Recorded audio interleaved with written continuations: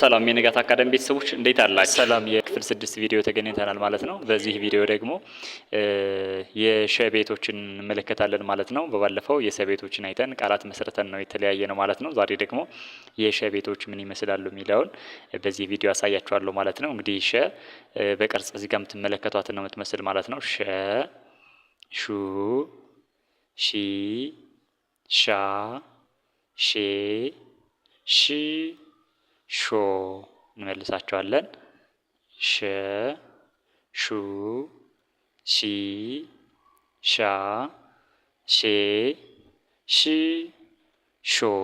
ድምጻቸውንም ቅርጻቸውንም በደንብ እያያዛችሁ የዜጋች ሸ፣ ሹ፣ ሺ፣ ሻ፣ ሼ፣ ሺ ሾ እንላቸዋለን ማለት ነው። የሸ ቤቶች እኔን ይመስላሉ። ቪዲዮውን ፓውዝ አድርጋችሁ እናንተ በደብተር ትጽፏቸዋላችሁ፣ ድምጻቸውንም ትለማመዳላችሁ ማለት ነው። የሸን ቤት ካየን እስኪ በሸ ደግሞ ቃላትን መስረት ምን ብለን ቃላት መመስረት እንችላለን? ለምሳሌ ይሄው ሸ በሸ ሸገር ማለት እንችላለን። በሹ ሹካ ማለት እንችላለን። እስኪ እንያቸው አብረን።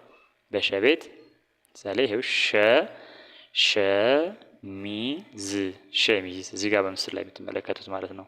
በሹ ያው ሹካ እዚህ ጋር ምስሉ የምትመለከቱት ማለት ነው።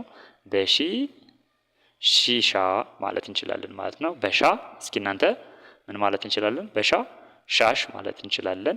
ሌላ እስኪ እዚህ ጋር በምስሉ የምትመለከቱት ይሄው ሻርፕ ማለት እንችላለን። እዚህ ጋር በምስሉ ላይ ያለው ደግሞ ሻማ ማለት እንችላለን ማለት ነው። በሼ ይሄው ሼህ ማለት እንችላለን። ምስሉ ላይ የምትመለከቷቸው ሼህ። በሺ ሽንኩርት ማለት እንችላለን።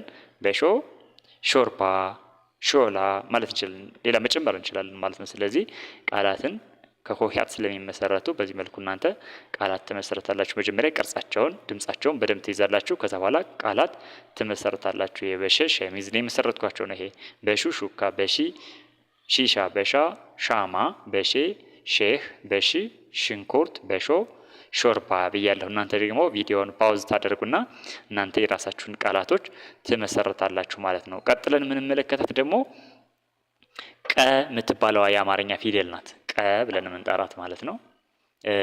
እንግዲህ ቀ እንደ ሌሎቹ ሆሄያት 7 ቤት ነው ያላት። የመጀመሪያዋ ቀ እንላታለን። እቺ የምትመለከቷት ቀ፣ ቁ፣ ቂ፣ ቃ፣ ቄ፣ ቅ፣ ቆ እንመልሳቸው። ቀ፣ ቁ፣ ቂ፣ ቃ፣ ቄ፣ ቅ፣ ቆ። ስለዚህ ቅርጿንም ስሟንም በደንብ መያዝ ይኖርባቸዋል። ቀ እችኛዋ ናት። እቺ ቁ፣ ቂ፣ ቃ፣ ቄ፣ ቅ፣ ቆ። የቀ ቤት 7ቱም እኒን ይመስላሉ። እስኪ ቃላትን መስረት። እስኪ በቀ ምን ብለን መስረት እንችላለን? ለምሳሌ ቀሚስ ማለት እንችላለን አይደል? ይሄው ቀሚስ እዚህ ጋር በምስሉ ላይ የምታዩት ማለት ነው። በቁ ቁራ ይታያችኋል ምስሉ አይደል? ቁራ ብለን መሰረትን። በቂ ምን ማለት እንችላለን? ቂጣ ማለት እንችላለን ማለት ነው። በቃ ቃሪያ ማለት እንችላለን አይደል? ይሄው ቃሪያ። በቄ ቄስ ማለት እንችላለን። ይሄው ቄስ። በቅ ቅርጫት ቅል ማለት እንችላለን። በቆ ቆብ ልመልስላችሁ። በቀ ምን ብዬ መስራት እችላለሁ? ቀሚስ አይደል? ይሄው ቀሚስ። በቁ ቁራ። ይሄን አሞራ ታውቁታላችሁ አይደል? ቁራ ይባላል። ቁራ። በቂ የዚህ ጋር ቂጣ። በቃ ቃሪያ ብለን መስራት እንችላለን። በቄ ቄስ ማለት እንችላለን። በቅ ቅርጫት ቅል ማለት እንችላለን። በቆ ቆብ ማለት እንችላለን ማለት ነው። ስለዚህ እናንተ ደግሞ ቪዲዮዋን ፓውዝ ታደርጉና በቀ የራሳቸውን እስኪ ሌላ ነው መሰረት። ለምሳሌ በቀ ቀላል ማለት እንችላለን። ቀን ማለት እንችላለን። በቁ ቁጥር ማለት እንችላለን። በቂ ቂል ማለት እንችላለን።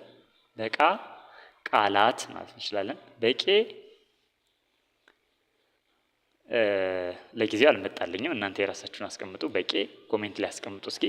በቅ ቅቅል ማለት እንችላለን። ቅንድብ ማለት እንችላለን። በቆ ቆቅ ማለት እንችላለን። ቆርቆሮ ማለት እንችላለን።